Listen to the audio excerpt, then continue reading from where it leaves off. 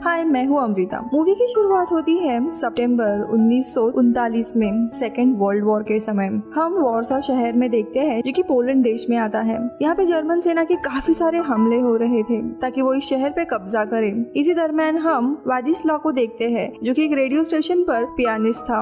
अब वॉर के चलते हर जगह पे बॉम्ब गिर रहा था और ऐसे ही एक दिन एक बॉम्ब इनके रेडियो स्टेशन पे आके गिरता है। रेडियो स्टेशन के सारे लोग अपनी जान बचा के भागने लगते हैं। इसी दौरान वादिस्ला की मुलाकात उसके दोस्त ज्यूरिक से होती है जिसके साथ उसकी बहन डोरोटा भी थी। डोरोटा को वादिस्ला का पियानो प्ले करना काफी पसंद था और वो उसे पसंद भी करती थी और बातचीत में वादिस्ला को भी वो पसंद आने लगती है। अब घर पहुंचकर वादिस्ला देखता है कि उसके माता पिता, भाई और 2 बहनें पूरा सामान पैक करके देश छोड़कर जाने की तैयारी कर रहे थे कि तभी रेडियो पर एक न्यूज आती है जिसमें यूके तो फ्रांस ने जर्मनी आर्मी के खिलाफ वॉर डिक्लेयर किया है, जिसे सुनकर वो खुश हो जाते हैं क्योंकि जर्मन की सेना अब यूके और फ्रांस से लड़ने लगेगी और शायद पोलैंड में वॉर नहीं होगा। इसीलिए वे लोग वॉर्सो में ही रहने का फैसला करते हैं। लेकिन जैसे उन्होंने सोचा था वैसे कुछ भी नहीं होता, बल्कि वॉर्सो में जूइश के लिए सिचुएशन और भी खराब हो जाती है। जर्मन नाजी और भी अपनी सेना भेजती है इस जगह को कब्जे में करने के लिए और जूइश लोगों के ऊपर काफी सारे हार्श रूल लगा देती है, जैसे कि जूइश लोगों को कोई भी बिजनेस करना अलाउड नहीं था, उनके एग्जिस्टिंग बिजनेस को भी छीन लिया जाता है, ज्यादा पैसे रखना अलाउड नहीं था। इतना ही नहीं, फुटपाथ पर चलना भी अलाउड नहीं था और रेस्टोरेंट में बैठ के खाना भी नहीं खा सकते थे। और अगर कोई जूइश बाहर निकलता है तो उसे स्टार ऑफ डेविड का एक निशान पहनना पड़ता था जो जुडिसिज्म यानी जूइश लोगों का सिंबल था। अब कुछ दिन ऐसे ही बीत जाते हैं। एक दिन वादिस्ला के पिता गलती से फुटपाथ पर चल रहे होते हैं, लेकिन उसके लिए नाजी के लोग उन्हें काफी मारते हैं। यहाँ पे दिन ब दिन सिचुएशन और भी ज्यादा बदतर होती जा रही थी। यहाँ पे पूरे शहर में जितने भी जूइश लोग थे उन्हें अपना घर छोड़कर एक नए लोकेशन जाने के लिए बोला जाता है जिसे नाजी ने बनाया था और वो लोकेशन बाकी शहर से काफी दूर थी और इनके बीच में एक बहुत ही बड़ी दीवार बांधकर अलग किया जाता है इन्हें। वादिस्ला की फैमिली जो कि वॉर से पहले बहुत ही अमीर हुआ करती थी वो अभी मिडिल क्लास हो गई थी, लेकिन बाकी के जूइश के मुकाबले इनकी हालत बेहतर थी। जहाँ पे हर तरफ लोग बीमारी और भूखमारी के कारण मर रहे थे, वही वादिस्ला का परिवार बेहतर हालत में था। यहाँ पे वादिस्ला और उसका भाई हेनरी बुक बेचने का काम करता है ताकि कुछ पैसे कमा सके, लेकिन ऐसे हालात में कोई भी बुक लेने में इंटरेस्टेड नहीं था। एक दिन वादिस्ला का एक दोस्त हेलर आता है जो कि जूइश पुलिस था और इन दोनों को भी आर्मी में शामिल होने के लिए कहता है ताकि इनका परिवार बच सके, लेकिन ये दोनों भी मना करते हैं क्योंकि वो अपने ही लोगों के खिलाफ कदम नहीं उठा सकते थे। उसके बाद वादिस्ला एक रेस्टोरेंट में पियानो प्ले करने का काम शुरू करता है जहाँ पे अमीर जूइश आया करते थे और देखते देखते ऐसे ही पूरा 1 साल बीत जाता है और जूइश की हालत बदतर होते जाती है। रोज किसी ना किसी जगह पे बहुत सारे जूइश की मौत हो रही थी, कोई बीमारी से तो कोई भूखमारी से, या फिर जर्मन सोल्जर्स उन्हें टॉर्चर कर कर के मार रहे थे। वादिस्ला का भी अपने पियानो प्ले करने पर कोई भी मन नहीं था। वो अपने लोगों के लिए कुछ करना चाहता था। अपने काम के बाद वो एक पुराने दोस्त के पास आता है जो कि नाजीज के खिलाफ पेपर पब्लिश करता था। वादिस्ला को उसे ज्वाइन करना था, लेकिन उसका दोस्त मना करता है क्योंकि यहाँ पे काम करना खतरे से खाली नहीं था। वैसे घर जाते हुए एक दिन वादिस्ला देखता है कि एक बच्चा दीवार को पार करने की कोशिश कर रहा था और दूसरी तरफ से नाजी पुलिस उसे काफी मार रही थी। ये देख वादिस्ला उस बच्चे को अपने तरफ खींच लेता है, लेकिन वो बच्चा मारने के कारण बेहोश हो चुका था। अब उसी रात डिनर करते हुए वादिस्ला की फैमिली अपने सामने वाले घर में जर्मन सोल्जर्स को आते हुए देखती है, जहाँ पे सोल्जर सबको खड़े होकर सल्यूट करके इज्जत देने के लिए कहते हैं, लेकिन उनमें से एक बहुत ही बुजुर्ग इंसान व्हीलचेयर से उठ नहीं पाता। ये देख जर्मन सोल्जर उसे बालकनी से नीचे गिरा देते हैं और बाकी लोगों को वहाँ से भागने के लिए कहा जाता है, जिसके बाद जर्मन सोल्जर सड़क पर जाकर उन सब को शूट कर देते हैं और जो लोग सड़क पे जख्मी थे उन पर सोल्जर गाड़ी चलाकर मार देते हैं। ये पूरा हादसा देखने के बाद वादिस्ला की पूरी फैमिली दहशत में आ जाती है। उन्हें जिंदा रहने के लिए भी डर लग रहा था। अब अगले दिन हेनरी को पुलिस लेकर चली जाती है और वादिस्ला को वो लोग कहते हैं कि उन्हें अगर यहाँ पे रहना है तो उनके पास एम्प्लॉयमेंट सर्टिफिकेट होना जरूरी है, वरना उन्हें लेबर कैंप से हटा दिया जाएगा। इसके बाद वादिस्ला अपने दोस्त जेहूद के पास जाता है और जेहूदा वादिस्ला को एम्प्लॉय सर्टिफिकेट दिलवाने में मदद करता है। अब देखते देखते 3 साल बीत जाते हैं। मार्च 1942 में सर्टिफिकेट होने के बावजूद इनके फैमिली को घर छोड़कर एक वेयरहाउस में भेज दिया जाता है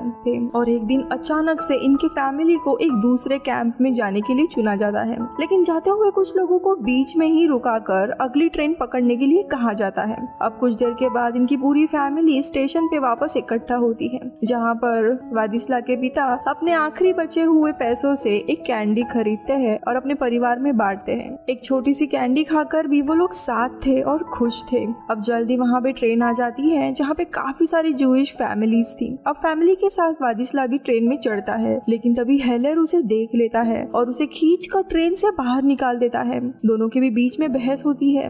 तभी ट्रेन भी शुरू हो जाती है और काफी कोशिशों के बावजूद वो पीछे छूट जाता है। लेकिन आगे हमें समझ आता है कि ट्रेन के लोगों को एक्सटर्मिनेशन कैंप में लेके जाया जा रहा था, जहाँ पे सारे लोगों को मार दिया जाता है। वादिस्ला को जब पता चलता है तब वो पूरी तरीके से टूट जाता है और बहुत ही जोर से रोने लगता है। अब शांत होने के बाद वो अपने दोस्त के घर चला जाता है, लेकिन वहाँ पर भी उसकी पूरी फैमिली की लाशें बाहर पड़ी थी। उसे कुछ भी समझ नहीं आ रहा था और चलते चलते वो अपने रेस्टोरेंट में आता है। तभी उसका बॉस जो कि छुपे बैठा था, वो वादिस्ला को छुपने के लिए एक जगह देता है। अब कुछ समय के बाद ये लोग बाहर आते हैं। तब वादिस्ला, उसका बॉस बेनेट और कुछ गिने चुने लोग मिल जाते हैं इन्हें। वहाँ उन्हें दीवार तोड़ने और पत्थरों से नया अपार्टमेंट बनाने का काम मिलता है। ये अपार्टमेंट नॉन जूइश लोगों के लिए बनाया जा रहा था। उसी दरमियान वादिस्ला को पता चलता है कि यहाँ पे और भी जूइश लोग हैं और वो नाजीज के खिलाफ रिवॉल्ट का प्लान कर रहे हैं। वो भी उनमें शामिल हो जाता है और कंस्ट्रक्शन बनाने का काम करते हुए हथियारों की वो स्मगलिंग भी करता था,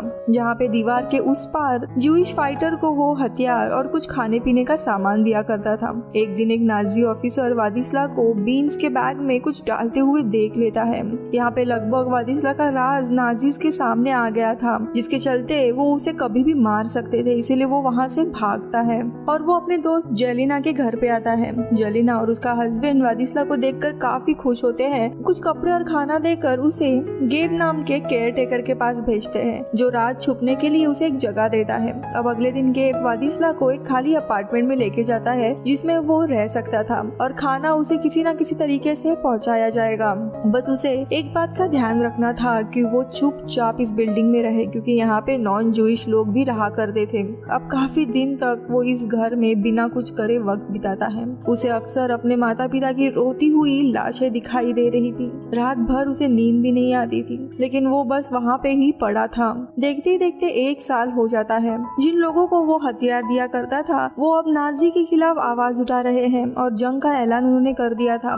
लेकिन हर बार नाजी उनके ऊपर हावी हो रही थी और सभी जूइश सपोर्ट को मार दिया जाता है। अब इस हमले के कारण नाजी सेना सतर्क हो गई थी और अचानक से एक दिन गेब आता और कहता है कि तुम यहाँ से चले जाओ, यहाँ पे कभी भी जर्मन आर्मी पहुँच सकती है, तुम्हारी जान को खतरा है। लेकिन वादिस्ला काफी डरा हुआ था और कहता है कि मैं इसी अपार्टमेंट में सेफ हूँ, प्लीज मुझे यहाँ से मत निकालो। अब गेब यहाँ से जाते हुए वादिस्ला को एक इमरजेंसी एड्रेस देता है, लेकिन गेब जाने के कारण अब उसके पास खाने के लिए कुछ सामान नहीं होता, जिसकी वजह से उसकी हालत बहुत ही ज्यादा खराब होने लगती है। ऐसे ही एक दिन बहुत भूख लगने पर वो अपार्टमेंट में कुछ ढूंढ रहा होता है, जिसके कारण सारे प्लेट्स फ्लोर पे गिर के टूट जाती है। अब इस आवाज के कारण सबको पता चल गया था कि यहाँ पे कोई तो रह रहा है, इसीलिए वो वहाँ से भागने लगता है और वो भागते हुए उसी इमरजेंसी एड्रेस पे पहुंच जाता है और वहाँ जाकर पता चलता है कि वो घर और किसी का नहीं बल्कि डोरोटो का था, जो कि अपने हस्बैंड के साथ यहाँ पे रह रही थी। और अब वो वादिस्ला को कुछ खाने पीने का सामान देती है और बाद में वो और उसका हस्बैंड वादिस्ला को छुपने के लिए एक अपार्टमेंट देते हैं।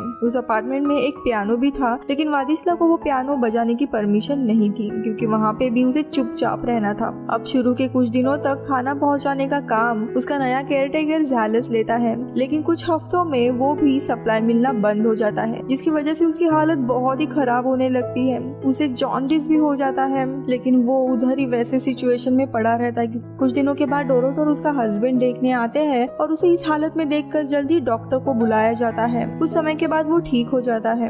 अब समय 1944 का था, जहाँ पे वो वॉर्सो में वॉर को देख पा रहा था, जिसमें पोलिश लोग अपने घर को दोबारा से कब्जे में करने की कोशिश कर रहे थे। जल्दी ही जर्मन बिल्डर बिल्डिंग्स पर भी हमला करते हैं, जिसकी वजह से वादिस्ला को वापस यहाँ से निकलकर भागना पड़ता है। यहाँ पे पोलिश लोग जो जर्मन सेना से लड़ रहे थे, उन्हें लग रहा था कि जल्दी रशिया आर्मी आकर उनका साथ देगी, लेकिन रशियन वहाँ पे नहीं आते। इसके कारण जर्मन सभी रिवोल्ट करने वालों पर हावी हो जाते हैं और वॉर्सो की सारी पॉपुलेशन को वहाँ से निकाल देते हैं। वादिस्ला कुछ दिनों के लिए एक खाली पड़े हॉस्पिटल में जाके छुप जाता है और फिर वहाँ से दीवार को क्रॉस करके वापस वहीं पे आ जाता है। वो देखता है कि उसके आसपास कोई भी इंसान नहीं है। यहाँ पे जर्मन्स ने वॉर्सो की सारी जगह को जलाकर राख में बदल दिया था। वादिस्ला यहाँ पे एक जेल के बिल्डिंग में खाना ढूंढने की कोशिश करता है और कुछ दिन वही रहता है, जिसके बाद एक दिन चलते हुए एक नाजी ऑफिसर से उसका सामना होता है जिसका नाम विम था। विम उसे मारने ही जा रहा था, लेकिन वादिस्ला उसे रिक्वेस्ट करने लगता है कि छोड़ दो और कहता है कि मैं एक प्रोफेशनल पियानिस्ट हूँ, जिस पर सोल्जर उसे प्रूव करने के लिए कहता है। फिर वादिस्ला काफी सुंदर सा पियानो प्ले करता है, जिसके कारण सोल्जर जिसका नाम विम था वो काफी खुश होता है और वादिस्ला पे दया कर उसे अपने एटिक में छुपने की जगह देता है। और अब कुछ समय के बाद रेड आर्मी वॉर्सो में पहुंच जाती है,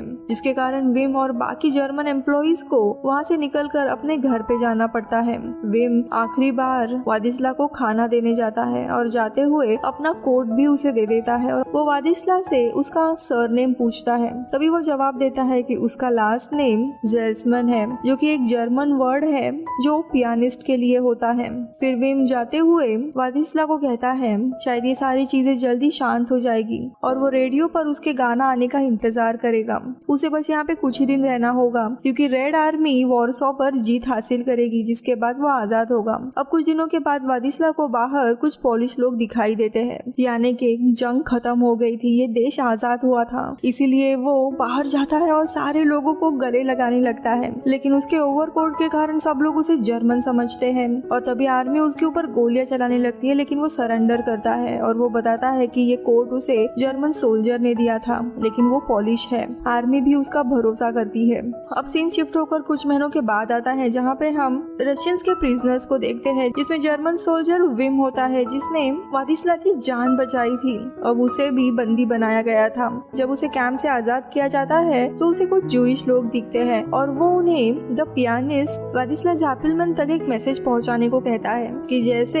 विम ने उसकी मदद की थी, उसके बदले में आज वो मुश्किल में है और वो उसकी मदद चाहता है। अब ये मैसेज जैसे ही मिलता है, वादिस्ला उसकी मदद करने के लिए आता है और एक म्यूजिशियन उसे उस कैंप तक पहुंचाता है जहाँ पे विम था, लेकिन वो कैंप अब मूव कर दिया गया था। इसके कारण वादिस्ला उससे मिल नहीं पाता और उसे बहुत ही बुरा लगता है कि वो सही समय पे उसकी मदद नहीं कर पाया। उसके कुछ समय के बाद वादिस्ला रेडियो स्टेशन पर पियानो का जॉब लेता है और देखते ही देखते वो बहुत ही मशहूर पियानिस्ट बनता है। मूवी के आखिरी में हमें बताया जाता है कि विम को सोवियत आर्मी यानी रशियंस ने 1950 में एक जेल में ही मार दिया। तो वही वादिस्ला शादी करते हैं और नई जिंदगी शुरू करते हैं और उनकी मौत साल 2000 में हुई थी, जब वो 88 साल के थे। और ये मूवी इधर ही खत्म होती है। Bye bye.